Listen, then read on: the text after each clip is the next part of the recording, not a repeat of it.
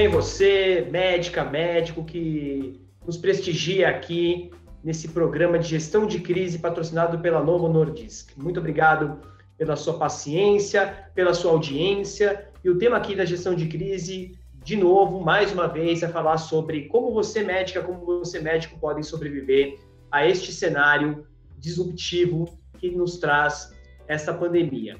E hoje nós temos ninguém menos do que um professor que é um paradigma em inovação, que é o professor Luiz Guedes, professor da FIA, Fundação Instituto de Administração, e de outras escolas também de negócios. Ele é professor de inovação, tecnologia, e a gente não podia deixar de trazer para você o conteúdo qualificado que vai ser doravante apresentado pelo professor Luiz Guedes. Professor Luiz Guedes, olá, como vai, meu amigo? Tudo bem? É um prazer tê-lo aqui. A Novo Nordisk te cumprimenta e tem certeza que você vai abrilhantar muito este cenário para nossos convidados, médicas e médicos. Tudo bem, Guedes?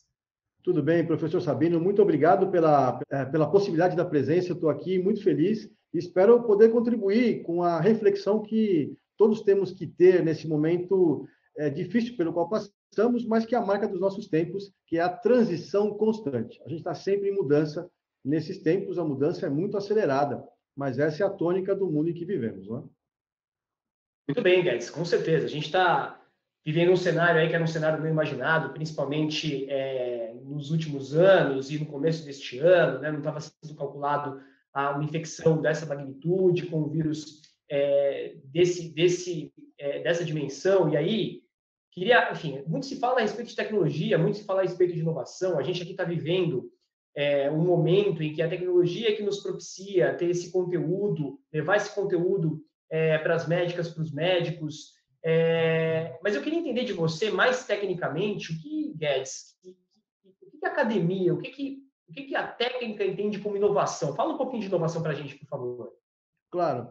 A inovação, eu gosto de deixar isso bem claro a todos os meus alunos, já são mais de 10 anos dando aula desse tema, e com cada vez maior interesse por parte, principalmente dos executivos e executivas nas escolas de negócio, a inovação está distante de ser uma boa ideia. Uma boa ideia é o início da inovação, é a centelha inicial que dá origem a um processo muito comprido que vai chegar ao mercado. Então, essa é uma confusão, é um mito que a gente logo de cara tem que exorcizar, essa dificuldade do entendimento inicial de que inovação é ter uma boa ideia. Uma boa ideia... Porque é uma coisa comum, né, Guedes? É um negócio comum. Você fala, pô, inovação, cara, tinha uma boa ideia. Nossa, como eu sou inovador. Mas você está falando que não é isso, né? Não, não é. Inclusive, tem gente que acha uma coisa muito sensacional. Eu tenho muitas ideias novas, assim, e tal. Eu gostaria que a pessoa falasse assim, eu tenho muitas ideias, mas eu peguei uma e levei a cabo. A inovação não ocorre na cabeça, não é um fenômeno intelectual. A inovação é um fenômeno de mercado. Então, sob o ponto de vista acadêmico, a inovação é a realização no mercado de uma boa ideia. Então, o que significa a realização? Significa um novo processo, um novo produto ou serviço, ou um novo modelo de negócio. Só para deixar claro aqui, um processo é o jeito pelo qual a gente faz as coisas. Um produto ou serviço é autoexplicativo, e um modelo de negócio responde à pergunta, como que a gente ganha dinheiro? Veja, essa pergunta é aparentemente simples de responder. A gente ganha dinheiro quando a gente vende coisas, quando a gente vende serviços, no nosso caso, né, no caso dos médicos, dos dentistas, dos fisioterapeutas e por aí vai, dos psicólogos. Vendemos um serviço e com isso oferimos receita. Mas tem um outro modelo de negócio, tem outros modelos de negócio muito interessantes. Quer ver? Eu vou lhe dar só um exemplo. É um que chama freemium, que é a junção da palavra free com a palavra premium. Como é que pode ser free e premium ao mesmo tempo, né? É um conceito que foi criado aí pelos americanos e que a gente usa no dia a dia. Lógico, é paradoxal, né? Exatamente. Como pode ser free e premium ao mesmo tempo? Não faz sentido. Free premium. Isso está custando alguma coisa, com certeza, né? Como que é? Isso está custando alguma coisa, com certeza. É claro. Não tem almoço livre. Não tem almoço livre. Então, o freemium é, por exemplo, o LinkedIn. A gente usa gratuitamente, mas tem a versão paga do LinkedIn. Ou Spotify, que talvez seja ainda mais de conhecimento ainda maior do público que nos ouve. e nos assiste, o Spotify você pode usar gratuitamente com algumas limitações. E se você quiser usufruir da plataforma em sua maior potencialidade, você paga uma assinatura. E veja, pagar uma assinatura é um tremendo do negócio para quem provê o serviço. Chova ou faça sol, $5 por mês, cada um pinga na plataforma do Spotify, que tem alguma coisa da ordem de 20 milhões de assinantes pagos. Então, são 100 milhões de dólares por mês que pinga na plataforma, você usando ou não. E o Spotify quer que você continue usando para ver valor e continuar pagando $5, que é o que faz também a Netflix, por exemplo. Então, esse modelo... Então, a inovação pode ser também no modelo de negócio. Não só o produto que a gente tem na mão, mas a forma como a gente interage com o cliente para trocar valor, entregar alguma coisa valorosa para o cliente e receber de volta não só a grana dele. Veja, professor, uma coisa que tem mudado bastante nesses últimos anos, e a academia já discute isso há pelo menos uma década, é que o objetivo da companhia não é gerar lucro, mas sim gerar valor. E valor é maior do que lucro, porque valor é quando um cliente sai do seu consultório, por exemplo, no caso dos médicos, ou do seu escritório, no caso da advocacia, ou da sala de aula, ou um cliente meu como consultor, ou como palestrante, e fala bem do trabalho para um outro. A gente sabe que esse boca a boca é um negócio que funciona muito bem. Potencializado pela internet, nossa senhora. Isso é muito interessante. A gente acha que, quer dizer, mais, enfim, as médicas, os médicos, eles sabem bem do efeito desse boca a boca, né? E você chama atenção para um ponto interessante, né, Guedes? Porque a gente fica falando de inovação e a gente pensa em Apple, em Tesla, em Google, em Sinaway, a gente fica pensando nessas mega fontes, mas o fato é que a inovação é uma atitude, né, Guedes? A inovação é um espírito, não é? É isso que você está falando? Boa. Sem dúvida, Sabino. A inovação começa... Eu tenho um amigo que estava fazendo um concurso para professor titular na FEA.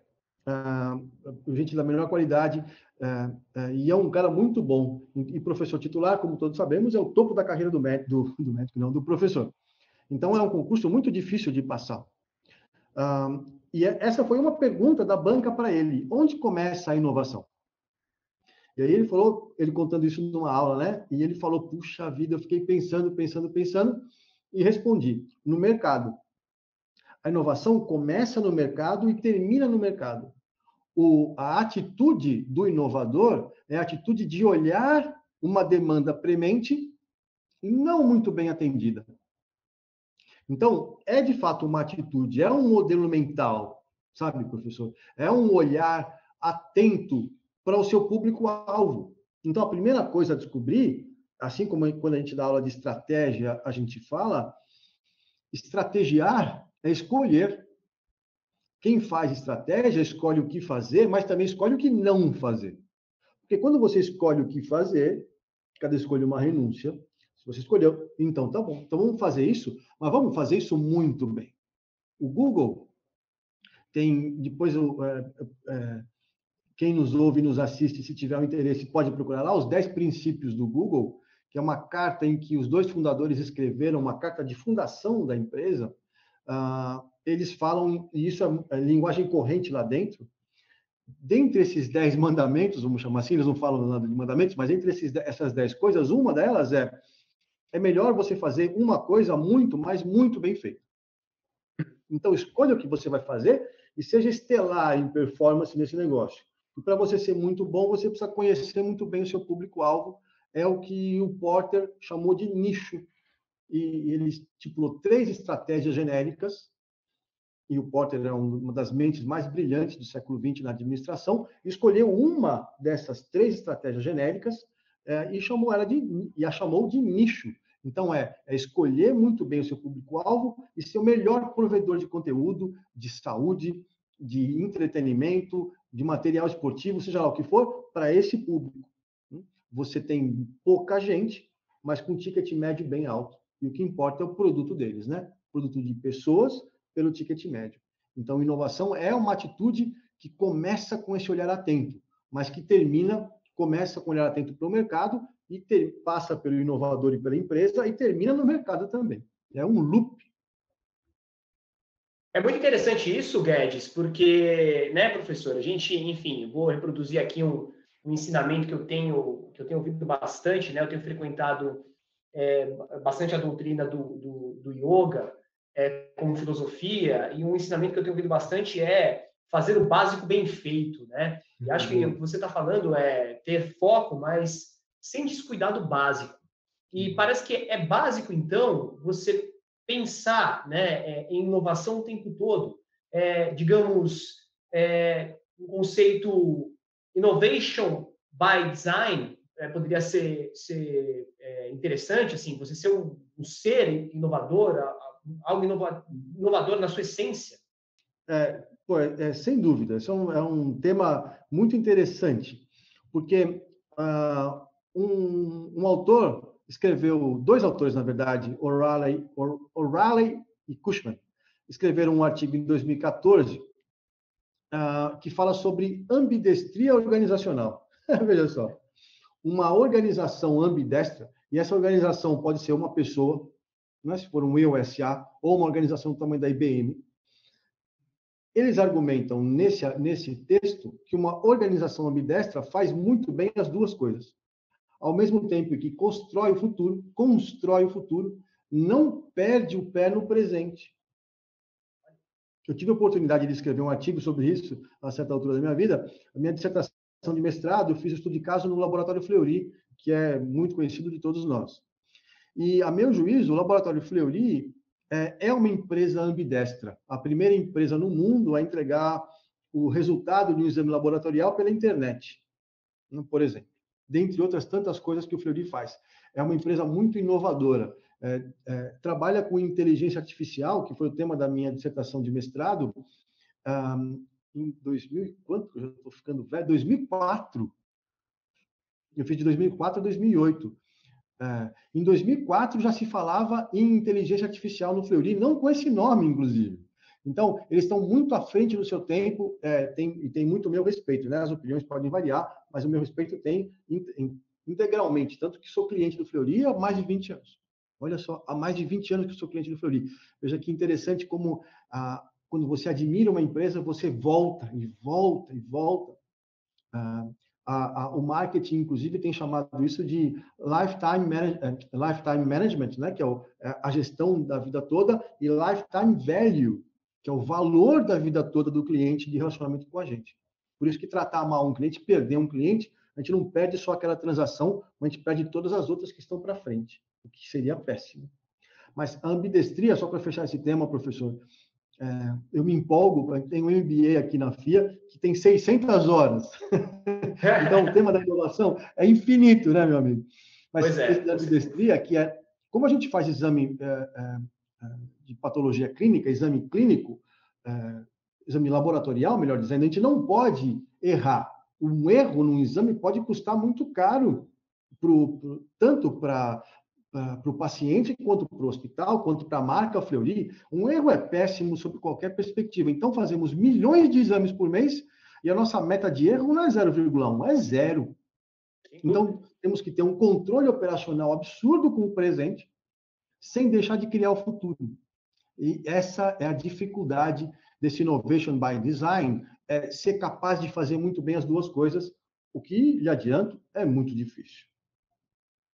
Eu não tenho dúvida disso, mas acho que a questão da ambidestria, né, para a médica, para o médico, principalmente para os médicos em consultório que estão vivendo um problema com relação a essa pandemia, ela se revela bastante inspiradora, né, professor? Porque, afinal de contas, já pensar na retomada, que os analistas têm dito, 2021 é o ano da retomada, este ano aqui é um ano de sobrevivência, mas sem descuidar do presente, né? Do ponto de vista humano, do ponto de vista financeiro, do ponto de vista de inovação, isso é uma realidade. Mas com relação às organizações, você mencionou muito bem aí o Laboratório Fleury, o que você entende que é o principal motivador dessas organizações, professor? Não há possibilidade de alcançar o que a teoria chama de zona de lucro que não seja por meio da inovação constante. E o motivador econômico, meu amigo, é muito simples. que é quando você faz o que todo mundo faz, o que lhe sobra é preço. Você vai fazer um pouquinho mais barato que o seu concorrente. Quer ver? Não vamos nem pensar aqui no nosso campo da medicina. Vamos pegar uma viagem aérea. Por conta das palestras e das aulas, eu tenho viajado bastante. Então, a meu juízo, a diferença entre a Gol, a Azul e a Latam é quase nenhuma. Quase nenhuma. Isso é, a meu juízo, como usuário, né? É meu juízo também. A meu juízo, a diferença é quase nenhuma, cara. Então, eu vou pela que for mais conveniente, que tiver um horário saindo do aeroporto mais próximo à minha casa, um horário mais conveniente para mim, e é isso daí. Ou aquela que oferecer um precinho melhor. Olha que ruim que é. Aquela que oferecer um precinho melhor, quando aquela oferece aquele preço, a outra vê que o preço está ali, para conseguir concorrer, um pouquinho mais abaixo. E a outra um pouquinho. Essa guerra de preço favorece a instância compradora e desfavorece completamente a margem da instância vendedora. Então, claro. O caminho para você pagar mais, para ir para Qatar Airlines cobrar mais, é porque faz um serviço diferente. A lucratividade está na diferença, não na similitude, não no igual. O igual leva para o preço como diferencial e, a meu juízo, entregar preço é a pior coisa que você pode fazer. Quando você dá desconto, como é que você desdá? Como é que você deixa de dar desconto? Pois é.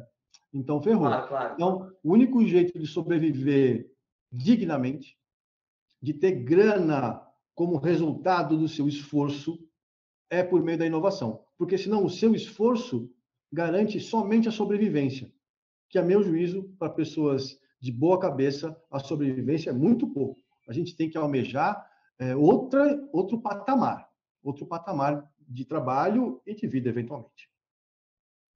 Sem dúvida, né? É interessante quando você fala essa questão a respeito da diferença, né? Eu lembro de Knight, em 1921, que escreveu Risk, Uncertainty and Profits, inaugurando a questão da gestão de risco em finanças, fundamentalmente. O Knight, ele falava que a incerteza é o fundamento do lucro.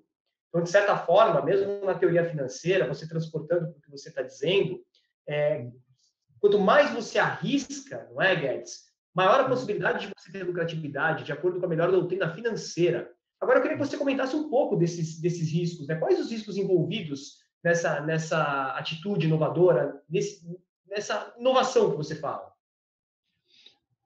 Meu amigo Sabino, eu talvez comece essa resposta, que podia ser muito longa, mas eu começo essa resposta pelo avesso dela, que é: qual é o risco de não fazer? O risco de fazer se discute bastante. O risco de ficar parado, esperando ou na expectativa de que o mundo não vá mudar, que seus concorrentes não vão mudar, é um risco danado. É como se em uma casa as fundações estivessem sofrendo erosão. Aparentemente continua tudo bem, até o dia que a casa cai, literalmente. É como se tivesse ali cupim na base da sua casa. Imagine hoje, eu vou pegar um exemplo já bem antigo, mas que ilustra o conceito. Antes de existir o Uber, etc., a gente ligava, quando trabalhava numa empresa, ligava para uma central de táxi. Tinha uma central de táxi muito famosa aqui em São Paulo, chamada Central de Táxi Vermelho e Branco. Pelo nome. Lembro bem. Uhum. Pois é. Então você ligava para lá e o cara perguntava para onde que é, não sei o quê, via onde é que estava o carro, fazia um dispatch por rádio, daqui a pouco o motorista está no seu caminho, daqui a pouco ele está indo à sua direção, daqui a pouco ele chega aí. Você descia do prédio, estava lá o motorista, pagava com boleto, entregava lá, assinava e tal. Esse jeitão, século XX ainda, hoje em dia, old school. Né? Com o surgimento do Uber e do Lyft, e da 99, etc. e tal, o que adianta você ter a melhor central de atendimento do mundo? Ninguém liga mais, meu irmão. Claro. E naquela altura do campeonato, aquilo era um serviço de valor agregado, porque o táxi vermelho e branco custava mais caro em função dessas comodidades, não é verdade? Hoje em dia, fala para mim. Hoje em dia, então, o risco é você ser cada vez melhor em alguma coisa que importa cada vez menos para as pessoas. Outro exemplo, mais aqui do nosso dia a dia, mas um pouco fora da área médica, mas enfim, ilustra o meu ponto, A Tesla é hoje a fábrica de automóveis mais valiosa do mundo. Passou esses dias agora a Toyota, que era a segunda. A Tesla vale mais do que a Ford, a GM e a Fiat Chrysler juntas. E a Tesla vende menos de 1/10 do que vende essas empresas. Impressionante, né? Por quê? Impressionante. O valor futuro de uma companhia tem a ver, o valor presente de uma companhia tem a ver com a capacidade que o mercado vê nela de gerar valor no futuro. A gente quer comprar as coisas, meu amigo, de empresas inovadoras, de empresas modernas, de empresas digitais, de empresas que sejam socialmente responsáveis, cuja cultura dialogue com o momento em que vivemos. Não há espaço hoje para empresa que trate mal o meio ambiente, que venda produtos que lhe façam mal. A Philip Morris, por exemplo, vai parar de fabricar o Marlboro. Caramba, não diga. Pois é. Talvez ela não declarou por que razão, mas a gente faz uma ideia, né? Qual possa ser a razão pela qual a empresa decidiu, depois desses anos todos, parar de fabricar. Mas não foi porque o governo a impediu, mas porque ela decidiu parar. Vai investir em água mineral, em outros produtos. Pois é. Começou a campanha pelo Reino Unido. Né? Pode procurar depois no site, dê uma olhada, faço até convite aos colegas que estão nos assistindo, acho que é pmi.com, que é Philip Morris International. Procura lá a campanha, e eles estão de fato fazendo uma campanha, e parece muito verdadeira essa campanha de parar de fumar.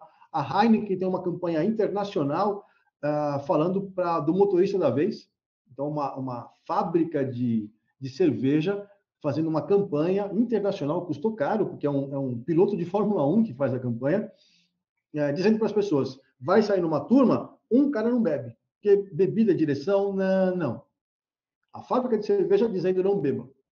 É isso que eu espero. Mas aquilo que você falou, desculpa te interromper, aquilo que você falou, né, para as marcas em si, para as organizações, vale muito mais a pena ela ter o seu cliente sempre e para sempre, for life, do que ter um consumo pontual, exagerado, porém pontual, e depois a pessoa se acabar, por exemplo, no vício, e nunca mais poder beber, né? No caso aí da bebida alcoólica que você está falando.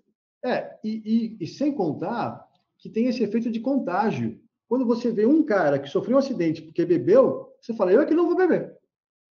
Então, tem esse efeito pernicioso, que é por si só, mas que também se alastra rapidamente pela sociedade, hoje ainda mais potencializado pelo telefone celular, que está ao nosso lado o tempo todo. O tempo todo. Então, fazer a coisa certa nunca foi tão importante. Nem que para isso você deixe nessa transação dinheiro na mesa. Como falávamos no comecinho, não é o lucro imediato que importa para a empresa moderna hoje, mas sim o lucro ao longo da vida do cliente, ao longo da jornada do cliente conosco. E essa jornada é tão mais intensa quanto mais trocas houver. Eu tive reunião agora há pouquinho com a dona de uma escola de logística. Ela só ensina logística. Quer dizer, só entre aspas, porque é um mundo, né? E ela falava, eu comecei a minha escola dando curso de graça na internet. E passei 2 anos dando cursos de graça. Hoje eu tenho 75 mil alunos. Pois é. É isso. Você aprende a entregar até que você possa recuperar isso de volta. O WhatsApp aprendeu entregando o serviço de graça para a gente durante 4, 5 anos, até que foi comprado pelo Facebook por 19 bilhões de dólares. Então, a nova lógica do capitalismo tem a ver com servir. Então, devemos descobrir para que servimos, professor. Para que a gente serve? E aí, essa é uma pergunta que vai vir o valor que a gente pode entregar e capturar de volta. Que é uma pergunta que tem a ver com o foco que você falava, né? E é interessante, professor, porque você menciona coisas muito importantes, né? Transportando o que você está falando de generalidades a respeito de organizações aqui para o nosso ponto de vista médico, para o ponto de vista do médico, da médica que estão sofrendo em virtude dessa crise, porque pacientes não vão aos consultórios, cirurgias eletivas são desmarcadas, enfim, todo esse mercado de saúde que está sofrendo com isso. O médico, a médica, eles desenvolvem efetivamente uma confiança com o seu paciente, que eu estou dizendo nesta série, que é um cliente, né? Então, o cliente, ele tem confiança no médico e na médica. Portanto, o médico e a médica, ele já tem, de antemão, a possibilidade de ganhar esse ciclo de vida, essa jornada do cliente, o paciente sempre vai ficar e se fidelizar com aquele médico, com aquela médica. A questão é saber como e quais são os mecanismos que podem ser utilizados para que isso tenha mais sucesso. E aí, médico e médica, né, professor? Nós sabemos que a medicina é uma carreira em que as pessoas estudam muito, né? Elas leem muito, elas analisam muito, elas vivem estudando. Portanto, é aquilo que você disse. O laboratório não pode errar. A tolerância é zero. O médico também não pode errar na análise, não pode errar no diagnóstico. Por quê? Porque trabalha com saúde, que é talvez o bem mais caro que nós tenhamos na vida. E como que essa pessoa que está acostumada à excelência, ela pode se diferenciar? Afinal de contas, excelência é a regra. Quando excelência é a regra, como a pessoa faz para se diferenciar, professor? O problema da excelência, se aqui podemos começar assim, é que até a terceira revolução industrial, vamos dizer assim, começo dos anos 2000 até 2010, a gente podia comprar excelência. Então, uma fábrica pode comprar automatização. Um escritório de contabilidade pode comprar um sistema de contabilidade que o faça mais rápido. Um médico pode comprar equipamentos e pode comprar um curso. Tudo que você pode comprar e eventualmente te aprimora o seu expertise, aprimora a sua capacidade de execução, é excelente. É excelente. Só que carrega em si um problema. O que você pode comprar, o seu concorrente também pode comprar. E o que ocorreu é que muita gente se equipou ao longo do caminho. Isso vale tanto para a indústria farmacêutica, para a indústria automobilística, como para a área de serviços, como no caso dos médicos, dentistas, e psicólogos, enfim. Se todo mundo pode comprar, a qualidade de todo mundo sobe. O que por si só não é bom. Quer dizer, é bom pelo lado do cliente, pelo lado do paciente. Tem um serviço melhor que lhe é prestado, mas não recebe a contrapartida de ser necessariamente mais caro, porque se todo mundo é bom igual, a competição volta para ser preço. Então, quando excelência é a norma, precisamos buscar em outros lugares, amigo. E aí é que é fogo, professor, aí é que é fogo. Então, onde eu procuraria? Estou aqui pensando alto com um amigo. Quem é muito bom em receber visitantes? Bom, os hotéis, né? Os hotéis chiques são bons. Bom, o que a gente tem que aprender? Como se eu fosse um médico. Eu não tenho a mínima competência para ser, mas supondo que o fosse. Se eu estivesse conversando com um amigo médico. Como que recebe bem? Como é que trata bem um cliente? Bom, vamos aprender com o Hotel Emiliano, por exemplo, que não tem nada a ver com medicina, mas que sabe muito bem receber e muito bem as pessoas. Tá bom. Então, se eu tenho uma clínica de cardiologia, por exemplo, em que a consulta custa R$600, R$1.000, ou sei lá, eu espero receber os meus pacientes e as minhas pacientes com um nível adequado ao investimento que eles estão fazendo ali e que ela se sinta bem ali. Então, o campo da hotelaria podia ser uma fonte de insight. Boa. O que mais? Bom, e o staff que trabalha comigo? Precisamos viver no digital. O nosso cliente está ligado no celular o tempo todo, o nosso paciente. Então, com quem que a gente aprende digital? Com uma agência de publicidade que vive do digital? Então, vamos conversar com eles e ver como é que a gente dá uma cara de digital para o nosso negócio. Evidentemente, além da técnica em si, que é a parte central, é o núcleo da entrega de valor. Se eu vou a um cardiologista, para usar o mesmo exemplo, a minha expectativa é que ele ou ela seja tecnicamente capaz para me tratar da melhor maneira possível. Mas não só isso, que tenha a atenção, e isso é chovendo molhado para os colegas, mas enfim, que tenha a atenção global sobre a pessoa que está sendo atendida. Então, a busca pela diferenciação é a busca por fazer um pouquinho melhor o que aquele cara que é o melhor de todos faz. Então, o benchmarking, que é isso, como vem o benchmarking com com hotel Emiliano ou com agência de publicidade, é benchmarking também. A gente não faz só com quem faz a mesma coisa do que a gente. A gente faz com quem faz alguma coisa muito melhor do que a gente. A gente aprende aquela coisa com esse cara, aquela outra coisa com esse cara, aquela outra com esse cara. E aí, esse pupurri de aprendizados, é difícil alguém copiar. É alguma coisa que é só nossa. E com isso a gente consegue sair, se elevar, sair da média e com isso cobrar um pouquinho mais. A perfeição, a excelência é a regra para o núcleo da operação, assistência à saúde. E como é que a gente vai se diferenciar, então? Fazendo coisas que estão ao largo, que estão próximas a ela. E o mais legal é conseguir, por exemplo, misturar isso com o Netflix, por exemplo. É um programa de assinatura, ou com o Spotify. Eu não pago para o médico só quando faço a consulta, encontrar um modo de passar a fazer parte da vida dele, de modo que você, o médico ou a médica, está próximo ao seu público o tempo todo, através do celular, através do relógio, que tem lá um sensor, através do celular, que está sempre com o indivíduo, eu não sei. Usar a inovação tecnológica também para se aproximar cada vez mais e ser íntimo do seu cliente. O americano fala bastante sobre isso, sobre client intimacy, essa intimidade com o cliente para descobrir coisas que ele ou ela precisa sem que eles falem. Que era o que o Steve Jobs era muito bom em fazer, que era descobrir o que as pessoas precisam. Ninguém falou que precisaria de um iPad ou de um iPod. Foi ele que falou, vocês não querem isso daqui, não? Uou! Esse Pois é. Cara que a gente tem que buscar, a cara de uou! Exato, exato. O Kotler falava isso com relação à publicidade, né? Que era realmente mostrar para a pessoa aquilo que ela precisava, mas que ela ainda não sabia, né? Que essa era a função da publicidade. Então, a gente está indo para um campo aqui em que o médico, a médica, eles têm que ser mais comunicativos. Mas a gente falou bastante de atitude inovadora.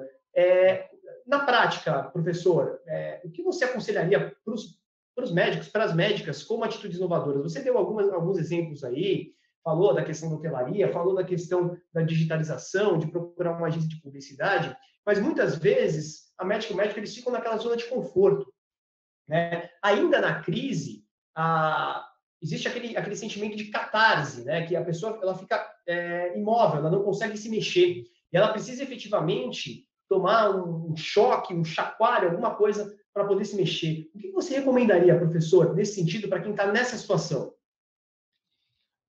Numa situação onde as receitas caem, é sempre muito delicado falar para você fazer alguma coisa que envolva investimento, né? Porque, né? Então, o que a gente precisa fazer é alguma coisa, eventualmente, que aumente a eficiência operacional. Então, nesse momento, você até comentou sobre isso agora há pouco, é um momento de sobrevivência, né? Estamos atravessando uma crise sem precedentes na humanidade, talvez, pelo menos no nosso lifetime.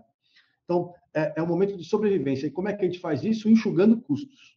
Então, nesse momento, a minha primeira, e também é chovendo molhado, que certamente os colegas já estão fazendo isso, mas é diminuir ao máximo os custos diretos. E os custos que não são diretamente relacionados à prestação do serviço em si. Então, entender a sua composição de custos, conhecer bem a sua planilha de custos, para fazer o que Vilfredo Pareto chamou de 80-20, né? Que é o que a gente costuma falar, que é analisar o Pareto, de fato, que é quais são os 80% dos gastos, são 20% das causas, atuar para diminuir os custos. Então, essa é talvez a primeira coisa. Veja, para a lucratividade, o que importa é tanto diminuir o custo operacional quanto elevar o preço médio. Então, as duas coisas são equivalentes. O ideal mesmo é de fazer talvez as duas em algum momento do tempo. Mas, além disso, eu diria aprender e repensar o seu negócio. E uma das coisas que os médicos me parecem que não são tão hábeis é em fazer parcerias. O trabalho do médico é muito solitário, o do médico, da médica, até que precise de uma segunda opinião, de uma terceira opinião, e aí esse trânsito com os colegas flui bem. Mas eu vejo pouco trânsito dos colegas para montar negócios, como cooperativas ou alguma coisa assim, não desse tamanho, mas encontrar parcerias que atendam demandas específicas. e pouco atendidas. Então, essa é uma outra coisa que eu pensaria, porque estamos todos no mesmo barco e, eventualmente, uma parceria pode ser sinérgica, né? Essa palavra que muita gente usa, da sinergia, que é a soma de dois trabalhos ser melhor do que a soma de cada trabalho individualmente. Então, encontrar a operação sinérgica com colegas, não só da medicina, como também de outras especialidades, onde o seu conhecimento possa aportar, de fato, diferença. Eu falo aí de personal trainers, mas falo aí de tantas outras possibilidades que existem por aí. Agora é um bom momento para a gente testar possibilidades com baixo custo. Uma parceria pode ser uma possibilidade com baixo custo, por exemplo. E, evidentemente, aprender, usar o tempo, se eventualmente há tempo livre, para aprender. Cada vez mais, veja, um dos maiores pensadores da administração do século XX, que é o Peter Drucker, falou que uma empresa tem fundamentalmente duas importantes atividades. As demais são apoio. E o Drucker é um cara que vale a pena ouvir, né, no campo da administração. E ele falou, professor, que essas duas são inovação e marketing. Olha só. Ele dizia, primeiro, há de se fazer o que os outros não fazem ainda. Fazer um pouquinho melhor o que o melhor faz. Inovar. Alcançar um lugar onde os outros não estão. E depois, marketing, para que você se comunique melhor com o seu público-alvo. Identifique o público-alvo, se comunique direito com ele e faça a precificação adequada e tudo mais. Inovação e marketing. Então, eu diria para os colegas que nos assistem, pensar em investir seriamente na complementação da sua formação, principalmente em inovação e marketing. Muito bem. Então, quer dizer, saindo um pouco da área da saúde, indo mais para a área de administração de empresas, naquela linha de que o consultório, a clínica, eles são negócios. Efetivamente, são negócios que têm que dar retorno, têm que dar lucro, né? São negócios lucrativos, são empresas. E empresa, o pressuposto da empresa é um pressuposto de lucro. Então, o que você está dizendo, na verdade, é lógico que apostar no marketing, claramente existem regulações deontológicas dos conselhos que restringem bastante a atividade, limitam bastante a atividade de comunicação por parte desses profissionais de saúde, do médico e da médica, mas, evidentemente, há espaços ainda para que haja essa comunicação. E, na verdade, são técnicas que têm que ser realizadas à luz daquilo que existe de regulamentação ética da profissão, né? Afinal de contas, a finalidade da profissão é salvar vidas, prevenir doenças, moléstias, recuperar e reparar agravos. Então, tudo isso tem que ser observado como finalidade, sendo que o marketing, na verdade, ele é apenas um acessório com relação a isso, mas é um acessório muito importante, né? Agora, Guedes, fala-se muito da telemedicina, né? Da telesaúde. Eu queria saber sua percepção a respeito da telemedicina. O que você tem observado e como você pode cruzar a telemedicina com outras questões de outras organizações e outros mercados? Eu dou aula há 26 anos, professor. Há 26 anos que eu dou aula. Comecei com 22, tenho 48. Tempo para chuchu, hein? Tempo para chuchu, amigo. Eu já estou muito rico, como você pode imaginar. Então, dando aula esse tempo todo. E eu comecei a dar aula com giz, né? Lousa e giz. Há 20 e tantos anos atrás não tinha nada, era praticamente carvão, né? Logo depois da idade do bronze. Mas e eu imaginava, quando a gente teve esse problema, vamos dizer assim, no qual nós estamos hoje, e que precisamos partir da lousa para o online, que teríamos sérios problemas, que eu teria sérios problemas. E vou dizer que a transição não foi fácil, como não está sendo ainda. Eu ainda, a despeito da aula online já há algum tempo, mas esporádicas, né? Sei lá, 3 meses, que nós, inclusive, né, professor, damos aula online o tempo todo, na graduação, no mestrado, nos cursos de extensão. Então, o que eu percebi é que, a despeito da perda que há, nós somos seres sociais, a gente funciona melhor quando estamos olhando o nosso interlocutor. interagindo com ele ou ela, né? Nós nos comunicamos um pouquinho pela voz e o resto pela expressão facial, pela expressão corporal, pelo aquilo que nós somos de fato, né, que extrapola, que extravasa da gente. Porém, na impossibilidade da presença, a telepresença quebra um galhão. Eu estava pensando nisso hoje de manhã, e eu não tenho nenhuma pesquisa nesse assunto, nesse tema, mas eu acho que a gente deve perder aí uns 40, talvez 50% da fluidez da comunicação entre nós, humanos, quando a gente está mediado pela tecnologia. Porém, a tecnologia nos possibilita chegar em lugares que a gente nunca pensou que ia chegar. E aí? E aí? Então, ao mesmo tempo em que ela torna difícil, a comunicação tem um outro protocolo, eu não me sinto à vontade dando aula online como eu me sinto na classe. Eu me sinto muito mais à vontade na classe, em fazer brincadeiras e etc. e tal. Quando eu estou online, eu fico um pouco mais retraído. É difícil sair um palavrão. Eu falo, macacos me mordam. Raios. Oh, meu Deus, que coisa! E é diferente um pouco do que era a naturalidade da classe, em que é outro setup. Mas, a despeito disso, eu consigo dar aula para Manaus, para alunos que estejam em Roraima. Consigo. E isso é sensacional. Então, a telemedicina tem uma perda, eu diria, grande, eventualmente, do contato do médico ou da médica com o seu paciente, que é muito rico e que transcende perguntas e respostas, mas possibilita o alcance e uma amplitude inimaginável anteriormente. Então, eu não vejo ponto de retorno. Então, agora é aprender a usar essa ferramenta com a limitação que ela tem, mas seguir em frente com ela. Não o futuro, quando a gente dá aula sobre inteligência artificial, a gente fala que o futuro não é do homem contra a máquina, é do homem com máquina contra o homem sem máquina. E aqui um pequeno spoiler, o homem com máquina ganha.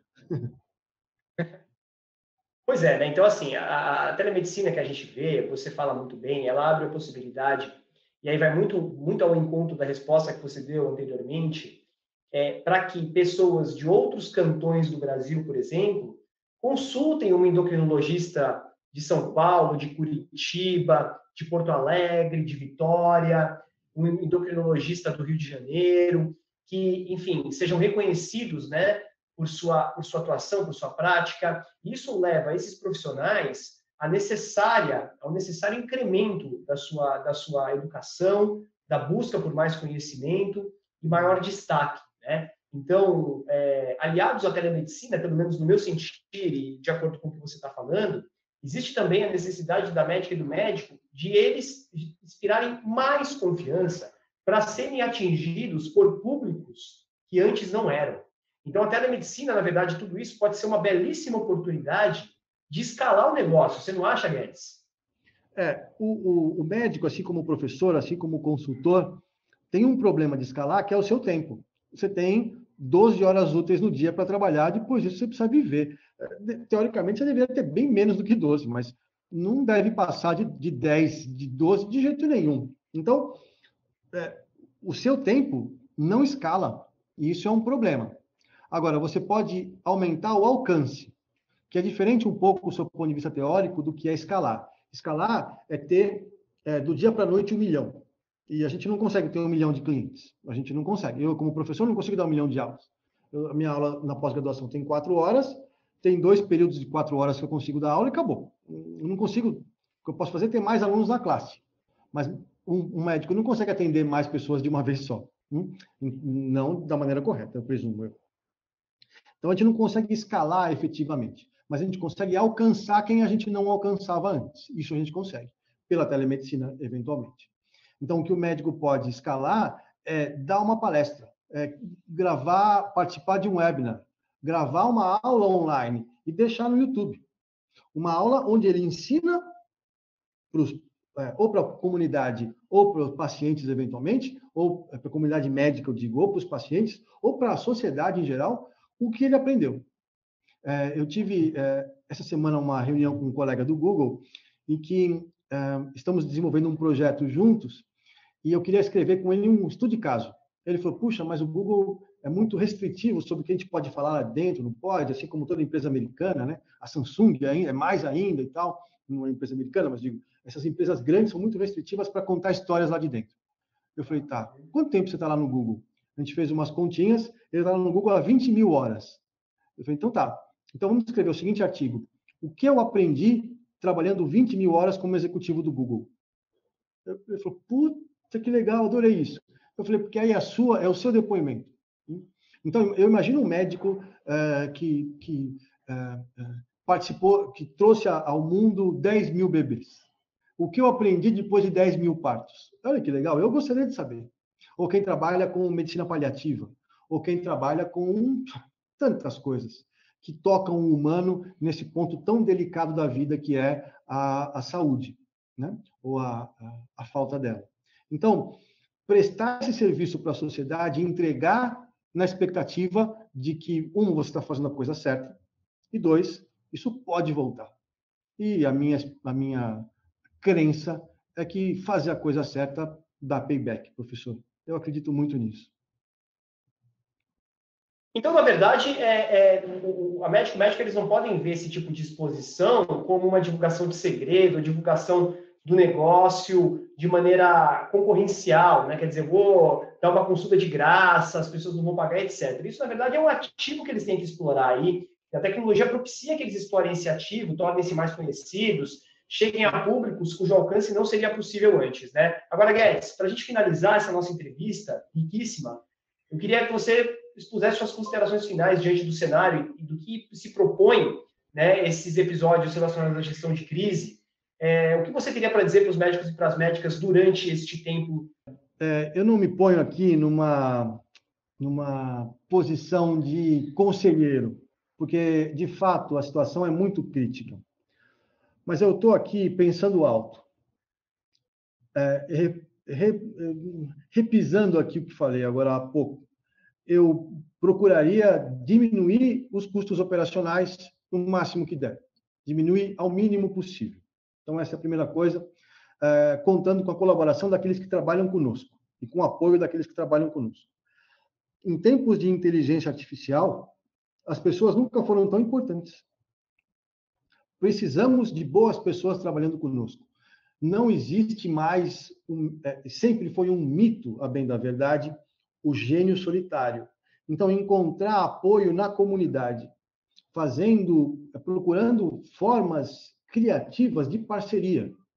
Vou dar um exemplo aqui, que é na área médica, mas, enfim, não necessariamente ligado à clínica, mas o Hospital Albert Einstein tem uma parceria com o Spotify, um hospital e um provedor de uma plataforma de música, né? Onde o Spotify desenvolveu uma trilha, na verdade, uma playlist, não é uma trilha sonora, é um jeito antigo de falar, uma playlist para quem vai fazer hemodiálise, veja você. Então, você está lá, é um momento delicado, crítico, fica lá um tempão parado, sem nada o que fazer, e os efeitos da música sobre o corpo são conhecidos, pelo menos não mapeados plenamente, mas certamente conhecidos, né? Os efeitos positivos que a música pode ter para o corpo. Então, essa playlist desenvolvida pelo Spotify, em conjunto com o hospital, fazem com que o sujeito fique mais tranquilo enquanto passa por esse procedimento, assim como quando passa por uma tomografia. E aí a gente descobriu que não só essa pessoa, mas também o seu acompanhante, que fica lá um tempo, sem nada o que fazer, aquelas revistas um pouco antigas, enfim, uma playlist do Spotify feita especificamente para isso, que é brilhante, a meu juízo, brilhante. Você vê, duas empresas vencedoras, cada uma a seu modo, mas que não tinham nenhuma ponte. Então, é encontrar pontes com quem possa complementar a qualidade do seu serviço, para que você tenha clientes e pacientes cada vez mais felizes e fiéis. Muito bem, então, a principal lição tida hoje, doutora, é que a inovação, ela é uma atitude, e essa atitude independe de mudanças tecnológicas drásticas e bruscas, na verdade, é uma atitude inovadora.